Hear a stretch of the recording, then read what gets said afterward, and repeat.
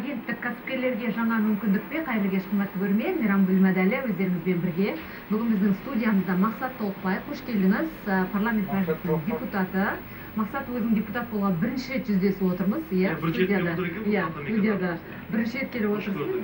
Өте қуаныштымын бүгін келіп студиямызға сұхбат беріп отырғаныңа.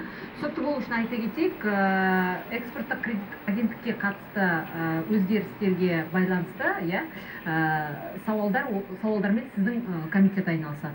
Өзіңіз мүшесі болып комитет айналысады. Дұрыс қой, яғни Қазақ экспорт деп аталатын компания Қазақ экспорттық сақтандырумен айналысады. Көбінде бұл компаниямен бірнеше рет жұмыс істегенбіз. Негізгі мақсаты, негізгі бағыты ол отандық компанияларды өнімін шетелге шығаруда қолдау көрсету. Дұрыс қой.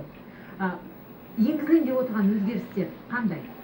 Ол енді дәл қазір өте қажетті заң жобасы. Өйткені айналып келгенде кез келген мемлекетті ол дамытатын ол компания, ол бизнес, ол өндіріс. Солай ғой. Енді шикізат қана сатып, шекесі шылқып кеткен ел әлемде кемде кем. Бізде де қарап olsak, енді 30 жылдың аясында әлемге дейін негізгі табыс ол шикізаттан келіп жатыр ғой, сол мұнай газ секторы болсын, қазба байлықтар болсын. Соны енді бізден алған ел, үстіне оны өндіріп, 10 есе баға қосып пайдасын әлемге сатып жатыр деген секілді. Енді сұранысқа ие сапалы өнімдер жоқ емес бар біздің елде, бірақ кәсіпкерлердің қол байлаулы. Біріншіден дәл қазір мысал Ресейге салынған санкцияның әсерінен тіпті Европа елдерінің логистикасы өте қымбаттап кетті.